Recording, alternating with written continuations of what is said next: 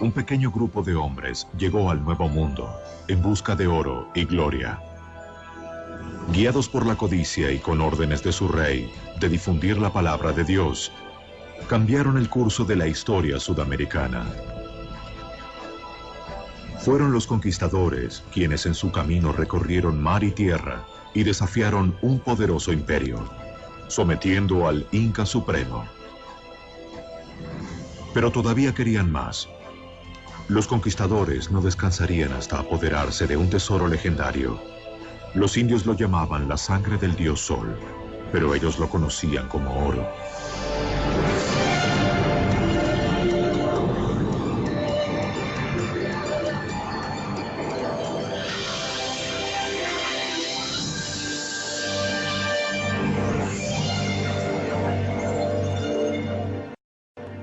Pizarro y los incas. En 1532, un grupo desesperado de conquistadores españoles zarpó hacia tierras desconocidas de América del Sur.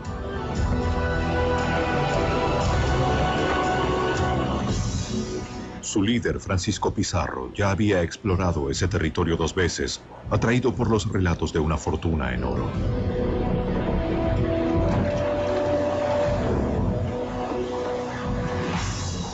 Reclutó 180 soldados españoles bien armados, con la promesa de compartir cualquier tesoro que descubrieran o capturaran. Zarparon desde la ciudad de Panamá y desembarcaron cerca de Tumbes, en lo que actualmente es Perú. José Antonio del Busto de Uturburu ha estudiado cuidadosamente las crónicas de los conquistadores. Ellos eran mercenarios audaces y despiadados en su búsqueda de oro y gloria. Salió mucha gente de Extremadura porque había mucho hambre, había mucha pobreza. Se había terminado la guerra contra los moros y ya no había posibilidades de luchar contra el infiel. Entonces el botín se alejaba y en aquel entonces existe el pensamiento que se entiende mucho en ese tiempo de servir a Dios. Los españoles llegaron a lo que hoy es el noroeste de Perú. Para obtener el permiso de realizar esa expedición, prometieron dar la mayor parte de lo que descubrieran a su rey Carlos V. La mayoría había viajado miles de kilómetros desde España al Nuevo Mundo años antes, soportando enfermedades, guerras y otras penurias. Allí esperaban hallar El Dorado, una tierra fabulosa, tan rica en oro, que los enriquecería más allá de sus sueños. Pero Pizarro y sus hombres ignoraban lo que les aguardaba realmente en esta tierra: el Imperio Inca.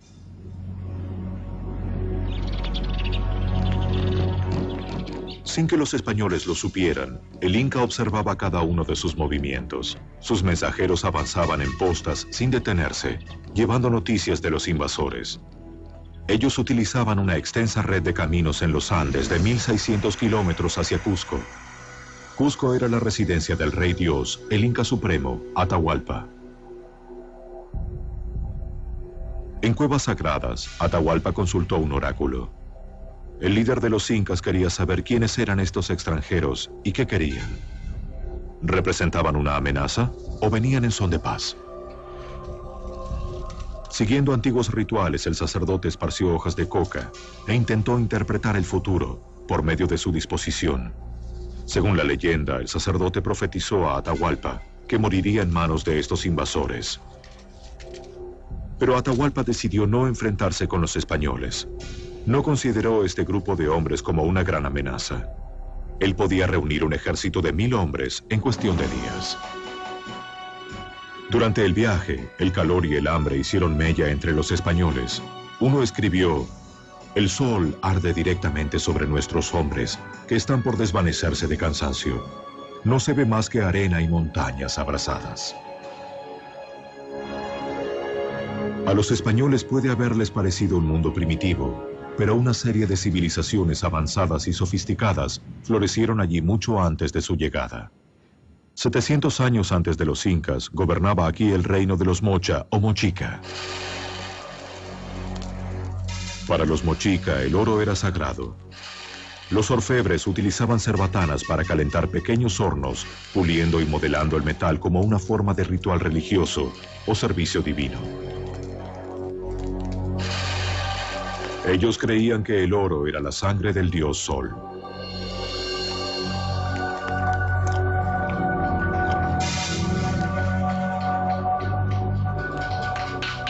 Con herramientas sencillas crearon obras de arte elaboradas.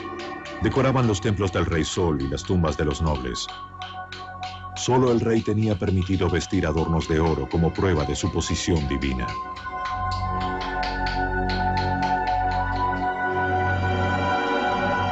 Para los nativos, el oro tenía un propósito muy diferente del que tenía para los europeos. Era, si se quiere, un metal que estaba vinculado a lo sagrado, a lo religioso, pero no necesariamente a lo mercantil, a lo económico. Al igual que los mochica, los incas creían que un día su dios de la creación regresaría. Un dios de piel blanca y con barba vendría de la tierra del sol naciente. Era un ser muy parecido a Francisco Pizarro.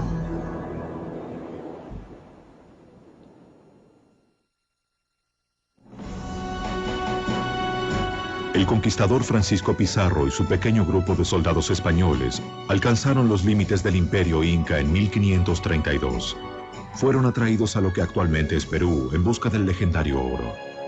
Cuando él y sus hombres llegaron a una región llamada Tahuantinsuyo, no supieron descubrir el tesoro que yacía literalmente bajo sus pies. Cuando Francisco Pizarro desembarca en Tumbes, todavía no tiene una noción de que el Tahuantinsuyo es un imperio. Incluso cuando camina por la costa del Perú, ignora por completo él y sus soldados que allí había muchas riquezas enterradas de las antiguas culturas preincaicas. 500 años antes habían estado los mochicas. La tumba del señor de Zipán es un ejemplo. La ignoraron los españoles. Naturalmente era una sepultura bajo tierra, pero tan cuidada por los indios que ellos no se llegaron a percatar. Las cámaras funerarias mochicas de Zipán contienen más riquezas en oro y plata que cualquier otro lugar del Nuevo Mundo. Actualmente los arqueólogos desentierran lo que los conquistadores pasaron por alto. E incluso ahora, los tesoros deben ser vigilados cuidadosamente. Para evitar saqueos, la policía patrulla los lugares de excavación. A principios de 1987, unos saqueadores de tumbas lograron hacer un túnel hacia una de las tumbas y se llevaron 11 bolsas de tesoros. Unos arqueólogos llegaron semanas más tarde y aseguraron el lugar. Incluso después del saqueo, la tumba contenía asombrosos tesoros artísticos. Estos eran los lugares de inhumación de los señores de Zipán, los gobernantes mochicas que se adornaban con la sangre de su dios Sol. Este lugar, localizado al noroeste del Perú, ha quedado virtualmente sitiado desde su descubrimiento. El doctor Walter Alba es supervisor de excavaciones. Y bueno, había siempre sus disparos en la noche, sus gritos, sus amenazas, algunos intentos, 2 intentos de saqueo que penetraron adentro del lugar para tratar de asaltar, y incluso hubo un herido que la policía disparó contra él y desapareció, nunca supimos quién fue. Pero aún así, algunos objetos han sido saqueados. Una de las piezas más hermosas de la tumba, una máscara de oro molido con ojos de lapislázuli, se encuentra ahora en manos privadas.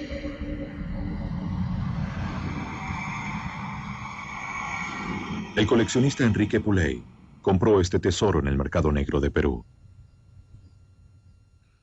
Se dice que tráfico, contrabando, saqueo y demás términos. La pregunta muy necia por sí misma es que si reconocen que lo que hay en esta colección es lo más privilegiado del Perú,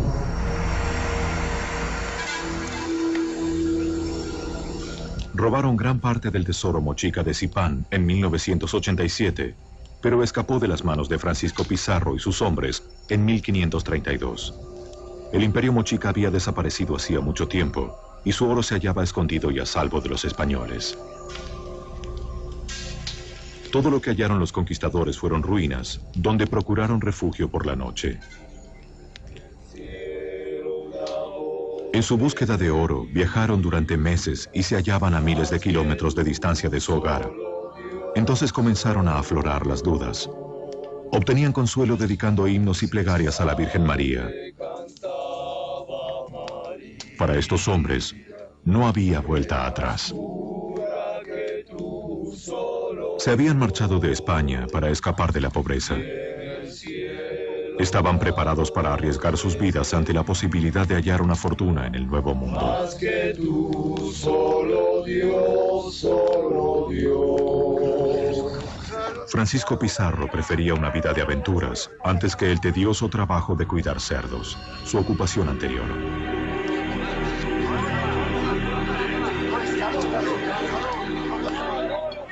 Buscaron comida durante la marcha y descubrieron una raíz que podían cocinar en las fogatas.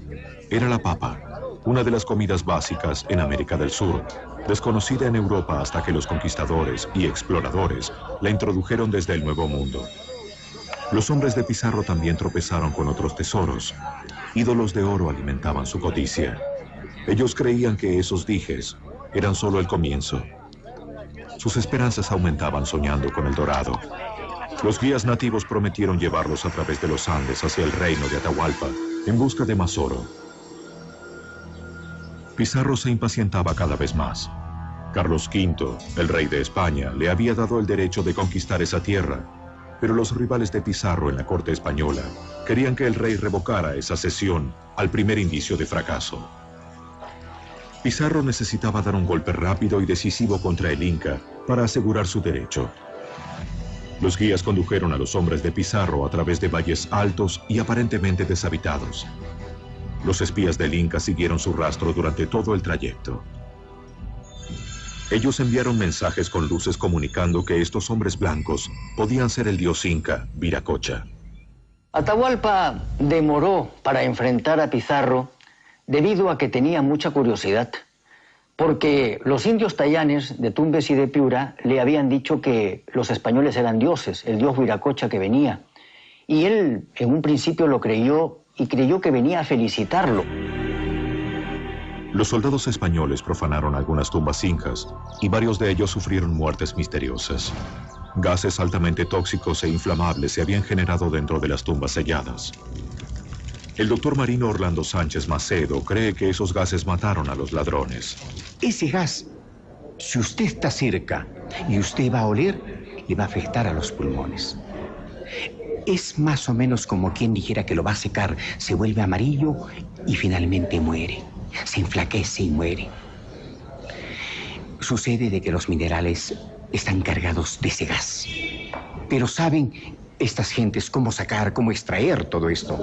Entonces con una gran barreta van a hacer el hueco y va a salir el gas. Pero para eso van a poner fuego afuera, candiles, para que ese gas se consuma inmediatamente. Y ellos obviamente tengan que sacar los tesoros que se supone pueden haber o no. En noviembre de 1532, tras meses de una marcha trabajosa, los conquistadores llegaron a la cima de los Andes, a 5.000 metros sobre el nivel del mar. Un español relató: respirar este aire enrarecido es doloroso para los pulmones. De día los hombres reconocen el terreno con sus caballos avanzando al borde de escarpados precipicios, por lo que nuestra procesión se arrastra por las montañas como un dragón herido. Las penurias que soportamos son tan terribles que lo único que podemos esperar es que terminen pronto. ¿Qué destino nos aguardará? Finalmente, tras haber recorrido 400 kilómetros, los españoles se aproximaron a la fortaleza inca de Cajamarca.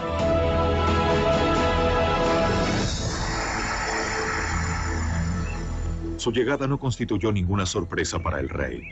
Los mensajeros lo habían mantenido informado sobre el avance de los españoles, y él sentía cada vez más curiosidad. ¿Eran hombres o dioses los que se aproximaban? Los conquistadores continuaron avanzando.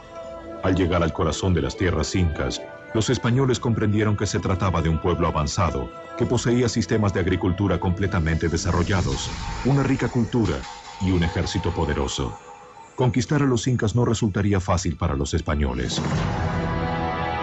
Al llegar a Cajamarca, Pizarro supo que no podría organizar un ataque sorpresa. Envió a sus mejores hombres adelante para explorar la ciudad. Aparentemente la fortaleza había sido abandonada. ¿Qué razón podían tener los incas para abandonar semejante fortaleza? ¿Se trataba de una trampa? Los españoles temieron una emboscada.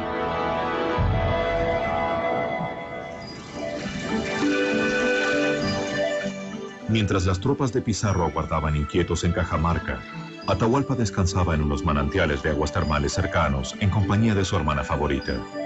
Tenía la certeza de que este pequeño grupo de extraños no constituía amenaza para él, el Rey Dios.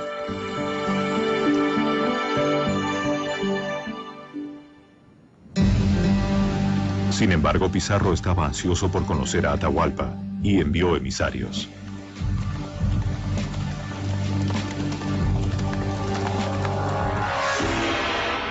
Atahualpa y su corte recibieron a los españoles exhibiendo fría dignidad. Los conquistadores quedaron impresionados. Uno de ellos escribió: en sus miradas fijas arde un fuego peligroso. Los incas nunca antes habían visto caballos. Los españoles permanecieron sobre sus monturas para inspirar asombro y miedo.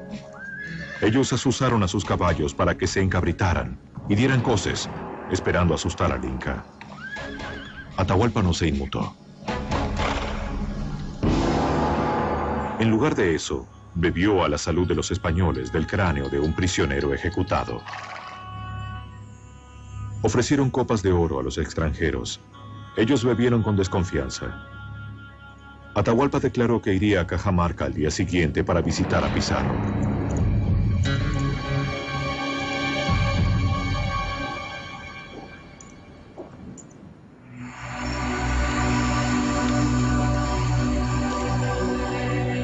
Al caer la noche, las fogatas del campamento del ejército inca ardieron en todas las colinas que rodeaban la ciudad.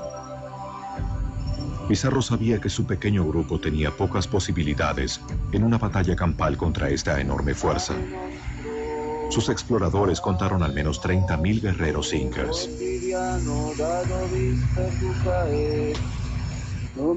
Durante la noche del 16 de noviembre de 1532, los españoles oraron juntos creyendo que sería la última vez. Uno de ellos escribió: el miedo cubre a los hombres como un manto negro. Ahora todos pueden ver con claridad la locura de esta empresa.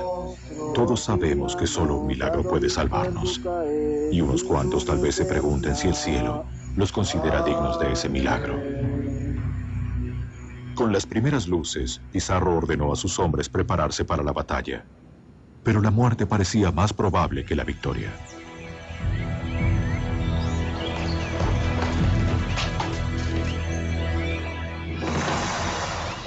Permanecieron ocultos rodeando un patio y aguardaron. Transcurrieron horas sin señales de Atahualpa. Repentinamente, guerreros incas aparecieron en las colinas de los alrededores. Eran miles y estaban tan confiados de su superioridad que llegaron desarmados.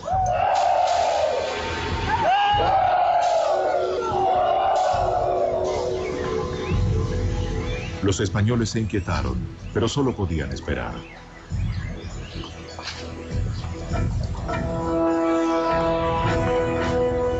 Luego, en medio de un espectáculo extraordinario, entró la élite incaica.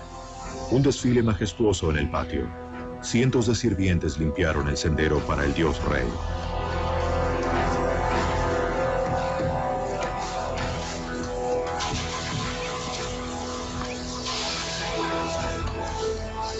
Con gran pompa y fanfarria, el rey de los incas entró en la ciudad. Los nobles incas más importantes rodeaban a Atahualpa, transportándolo en un suntuoso trono de oro.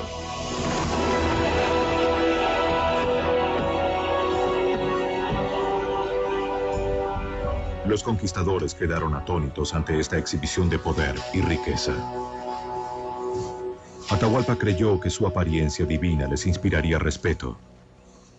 En Cajamarca, dos mundos completamente diferentes estaban a punto de enfrentarse. El capellán de Pizarro se aproximó al rey con un crucifijo y una Biblia.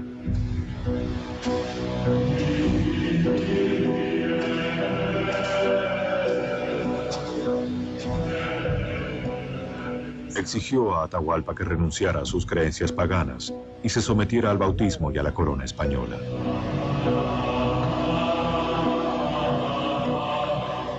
El sacerdote le entregó una Biblia, pero los libros y la escritura carecían de significado para los incas.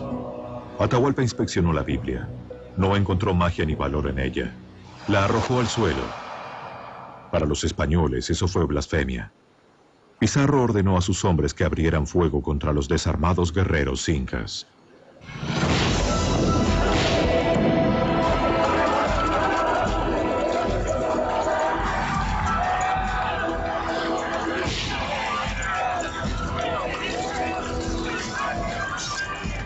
Un soldado escribió: entonces nuestras tropas se precipitaron desde todas las entradas y se lanzaron dando alaridos sobre los indefensos indios.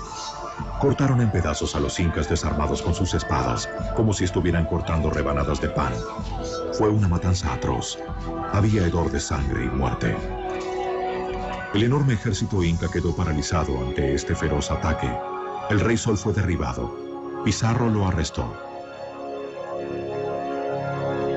Sabía que conservando a Atahualpa con vida tenía a todo su imperio detenido.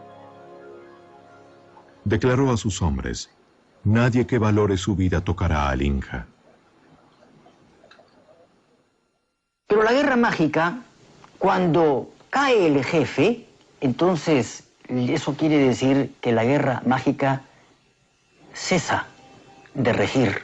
Y a partir de entonces reina la acefalía, reina el desgobierno. Estremecieron el imperio inca hasta sus raíces. Con un solo golpe, Pizarro capturó al dios rey. Pero incluso sin su líder, algunos incas se resistieron en todas las formas posibles.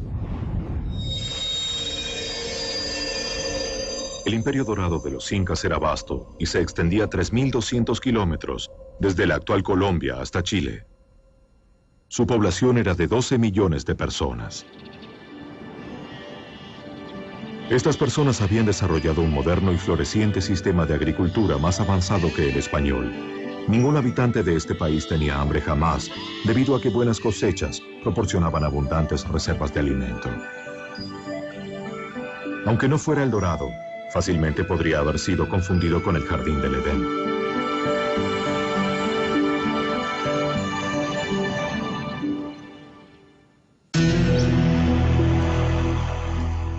Pero para Atahualpa se había convertido en el infierno.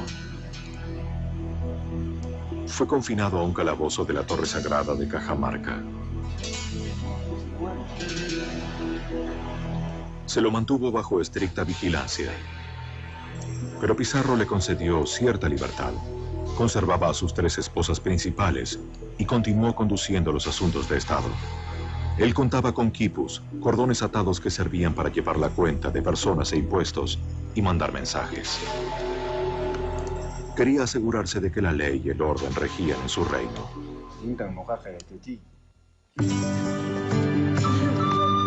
Durante un breve periodo, la paz pareció posible. Los soldados españoles, cansados de batallas y campañas, dejaron a un lado los combates e hicieron planes para establecerse. Pero a los españoles todavía les faltaba algo.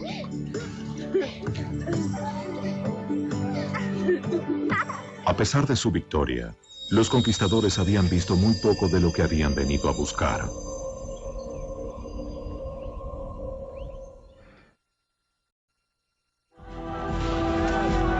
Los conquistadores españoles ganaron una campaña arrolladora contra los incas en 1532.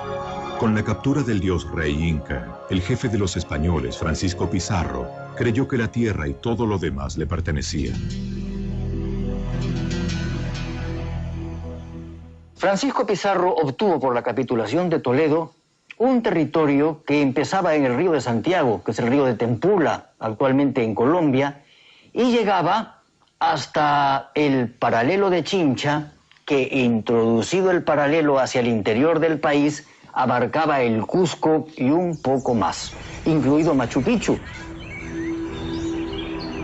Los incas intentaron ocultar todo lo que pudieron de los españoles. Un secreto la ciudad de Machu Picchu se mantuvo oculta a los extraños durante 400 años.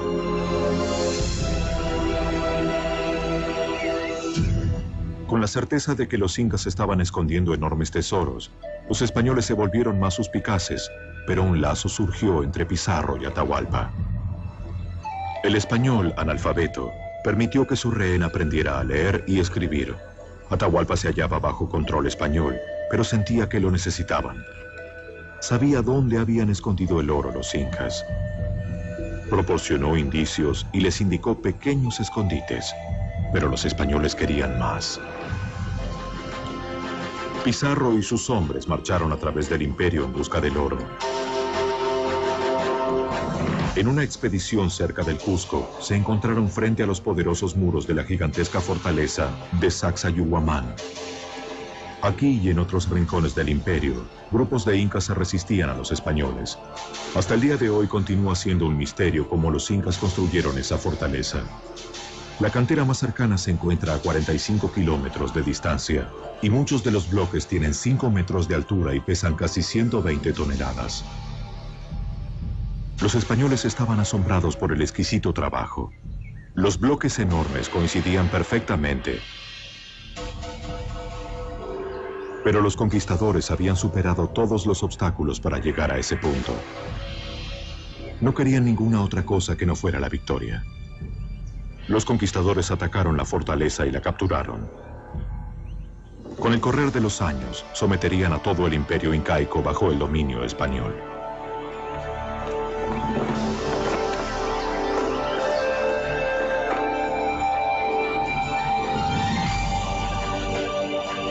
Los españoles se adentraron más en los Andes, aprovechando los excelentes caminos incas.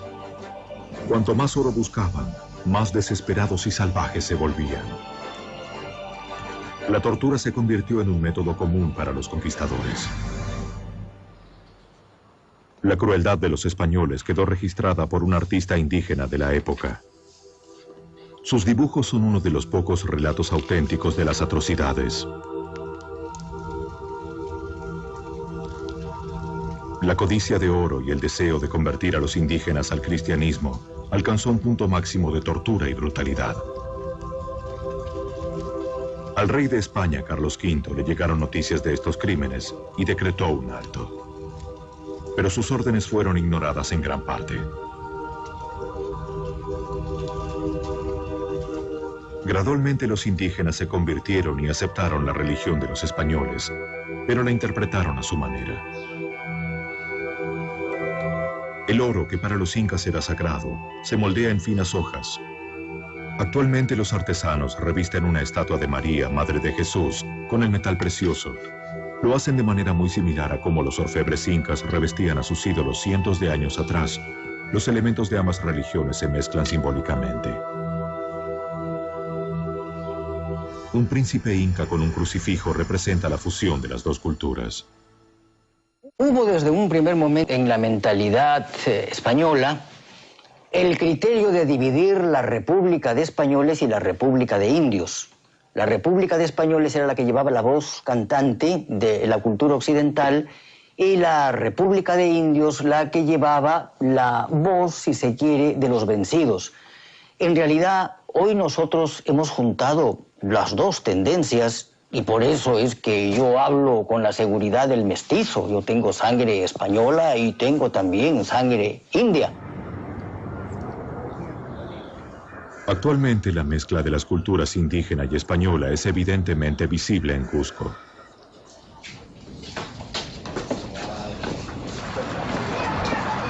Hace 700 años este era el centro del mundo incaico.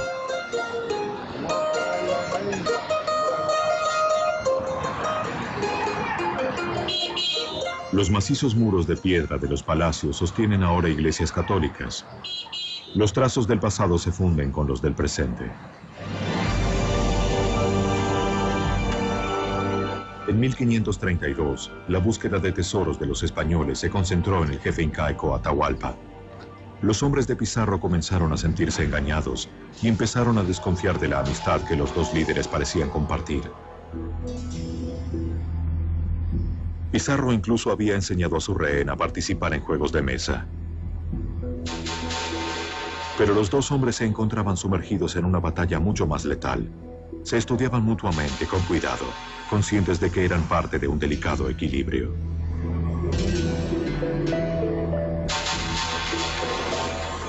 El conquistador presionó a Atahualpa buscando respuestas sobre el oro incaico. El soberano intentó apaciguar a su captor, pues sabía que si revelaba todo ya no sería útil para los españoles. Era experto en embaucar a Pizarro, pero era Pizarro el que disponía las reglas y podía tomar la última movida decisiva. Se ha dicho que hubo una interdependencia entre Atahualpa y Pizarro, Pizarro y Atahualpa, es verdad. Atahualpa quería su vida, su libertad. Pizarro quería el botín, quería la gloria. De manera que los dos tenían intereses opuestos, pero que al mismo tiempo se complementaban en el fondo. Para crear un vínculo aún más cercano, Atahualpa ofreció a Pizarro su hermana favorita en matrimonio. Pizarro la hizo bautizar, le dio el nombre de Inés y la tomó como amante, pero nunca se casó con ella.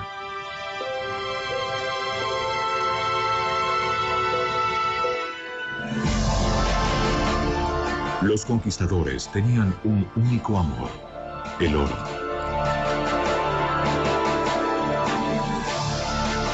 Su búsqueda de la legendaria El Dorado los llevó a adentrarse aún más en tierras extrañas y hostiles.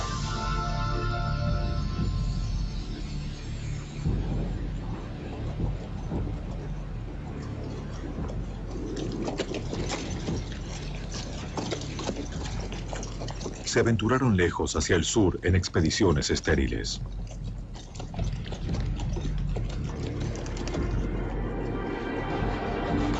Llegaron a desiertos y salinas donde pocos sobrevivieron.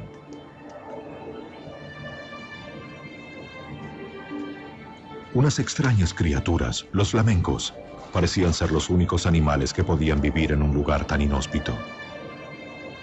La sed y las penurias ensombrecían cada paso.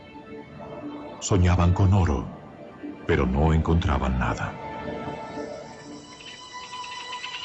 La búsqueda de los conquistadores los llevó miles de kilómetros hacia el norte y el este, a lo profundo de la selva de la cuenca del Amazonas. Las pesadas armaduras que los habían protegido de los guerreros incas resultaron una carga aquí. Cayeron presos del calor y las enfermedades. Cientos de ellos se enfermaron y regresaron, mientras otros simplemente fueron devorados por la selva. Los guías indígenas afirmaban haber visto el dorado con sus propios ojos. Intentaban simplemente complacer a sus conquistadores o jugaban con la codicia de oro de los españoles. Una expedición española finalmente llegó hasta el Amazonas y no halló nada de oro. Las esperanzas de los conquistadores de hallar el dorado comenzaron a desvanecerse.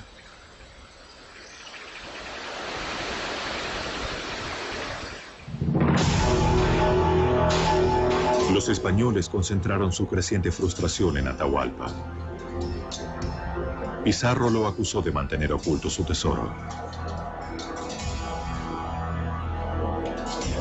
Atormentó incansablemente al rey.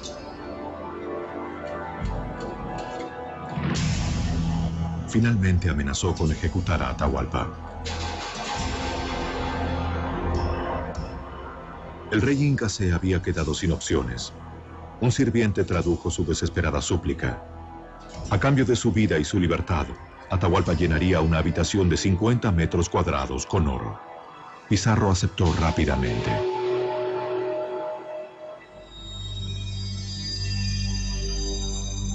La autoridad absoluta del jefe inca fue revelada por última vez. Convocó a sus súbditos y llegaron de todas partes del reino trayendo oro para pagar por su vida.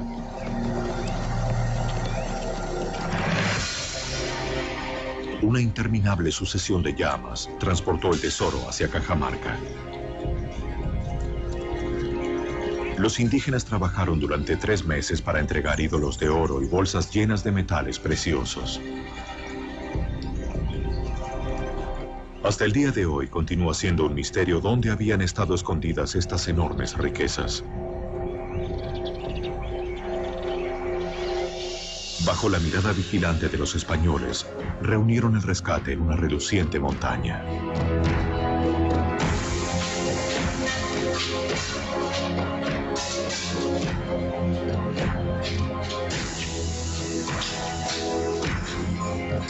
Era el botín más extraordinario que se hubiera obtenido en el Nuevo Mundo. Los españoles hicieron cuentas muy precisas. Solo la parte de Pizarro convertía al antiguo cuidador de cerdos en uno de los hombres más ricos de la tierra.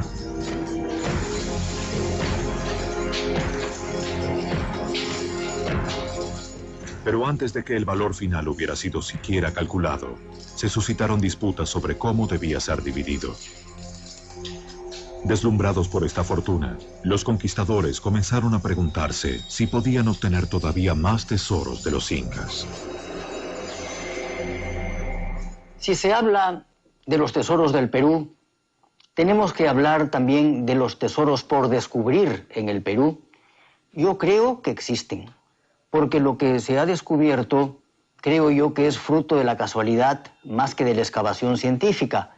Y claro está, tumbas, hay muchísimas, lo que pasa es que no han sido localizadas, me refiero a tumbas importantes, y dentro de ellas, indudablemente, hay gran riqueza. Los periódicos peruanos aún informan sobre buscadores ilegales de tesoros. Esa parte no es tan... Y es bien rocosa. ¿Tú te acuerdas que me estabas enfocando a lo profundo, no? Ajá. Porque hay cosas raras así. Sí, es que es como las dos piedras.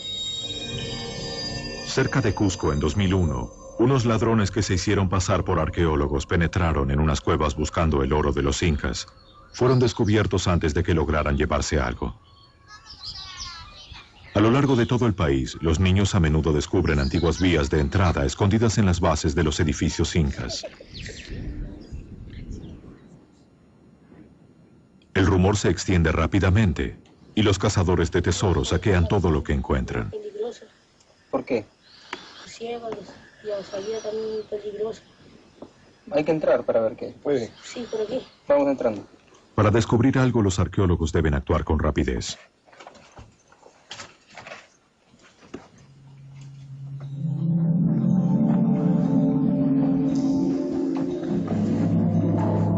La investigación de cualquier caverna presenta graves peligros. ¿Hay murciélagos? Ciegos. Bastante, ¿no? Aquí, estos muros de 1700 años de antigüedad podrían derrumbarse fácilmente.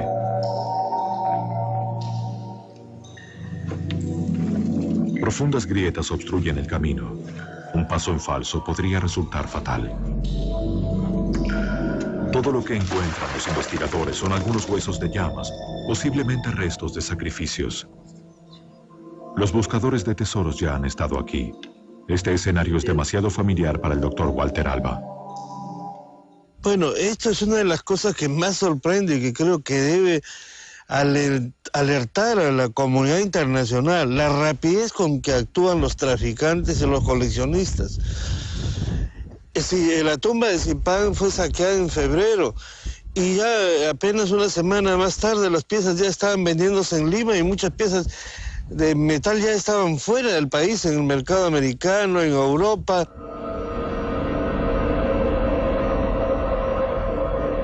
Robo, chantaje, mentiras e intriga. Pareciera que la herencia de los conquistadores es la eterna codicia del oro incaico. Para Atahualpa, las riquezas de su país provocaron su caída. Él había abrigado esperanzas de comprar su vida con el rescate del rey, pero Pizarro no mantuvo su parte del trato. Ya no necesitaba al rey e inventó cargos. Poligamia, conspiración y adoración de falsos ídolos. Pizarro lo condenó a muerte. Atahualpa fue condenado a muerte porque se entendió en Cajamarca que enviaba contra los españoles un ejército desde el sur hacia el norte. Era el ejército de Calcuchímac. Pizarro, que era prácticamente analfabeto, garabateó su firma en la condena a muerte. ¿Por qué lo hizo? Continúa siendo un interrogante. Es posible que el jefe español haya sido obligado por sus propios oficiales a condenar a Atahualpa. Bajo la presión de sus camaradas, traicionó a su amigo indígena. Durante la noche del 26 de julio de 1533, el dios Rey Sol fue arrastrado fuera de su calabozo en Cajamarca.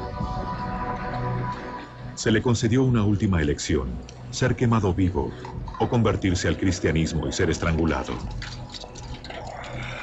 Eligió el estrangulamiento. Mientras el sacerdote lo bautizaba, dándole el nombre cristiano de Francisco, se le colocó una soga alrededor de su cuello. Un testigo escribió: con voz ahogada, Atahualpa rogó a Pizarro que cuidara de sus esposas e hijos. Llorando, Francisco Pizarro prometió hacerlo.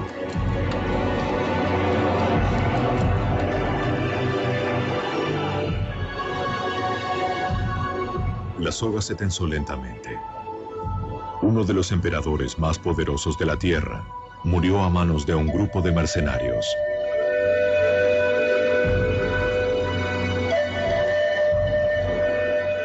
Al morir él, el reino de los incas llegó a su final. Esa noche miles de súbditos de Atahualpa se suicidaron, con la esperanza de seguir a su señor y amo al otro mundo, la Casa del Sol.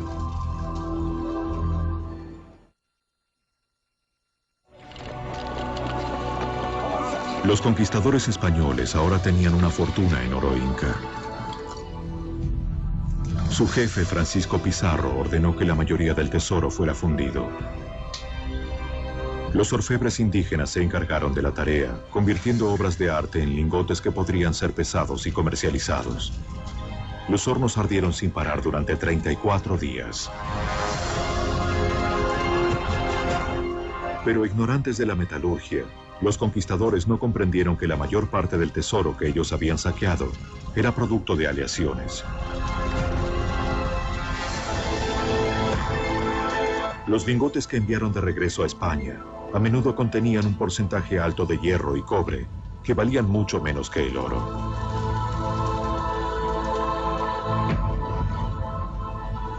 Pero la distribución del botín tampoco logró satisfacer la codicia de los conquistadores. Alentados por la envidia y el rencor, los españoles pelearon como leones en una matanza. Tras la derrota de los incas, se volvieron unos contra otros y contra su líder. Francisco Pizarro se había ganado muchos enemigos en el camino a la victoria. 12 asesinos atacaron a Pizarro. Él peleó hasta el final, y sus últimas palabras fueron: «Vamos, fiel espada, compañera de todas mis hazañas». Pizarro nunca regresó a su tierra natal de España. Solo 8 años después de ejecutar a Atahualpa, murió en manos de sus propios compatriotas, el 26 de junio de 1541. Francisco Pizarro era negligente en su salud y en su vida. No se cuidaba porque era muy sano, era muy fuerte, pero al mismo tiempo no guardaba su persona con los soldados que debería de tener. Y por eso aprovecharon los almagristas, lo asaltaron en su palacio de Lima y le causaron la muerte. Grandes cantidades de oro y plata fueron transportadas hacia España. El rey Carlos V necesitaba pagar enormes deudas.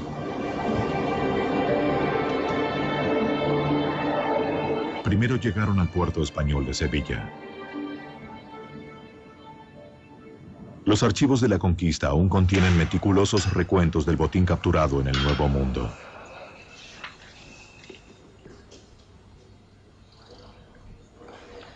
La investigadora genevieva Enrique Macías ha estudiado cuidadosamente los registros. La documentación es precisa, pero pareciera que algunos españoles encontraron formas de evadir a los recolectores de impuestos de su majestad. El valor total de lo que fue robado del Nuevo Mundo solo puede ser estimado. Es muy difícil calcular qué cantidades se trasvasaron del Nuevo Mundo al Viejo Mundo, pero el cálculo más aproximado, que quizás puede ser el de Hamilton, habla de unos 185.000 kilos de oro y unos 16 millones de plata, hasta 1.600.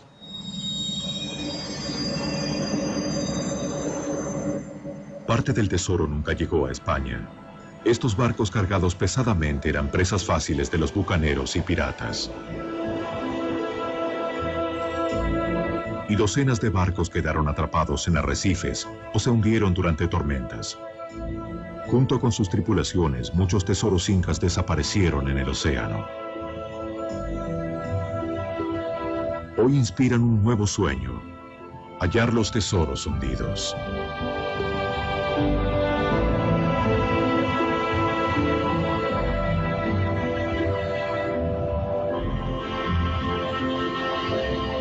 Pero como el dorado, la mayor parte permanecerá escondida.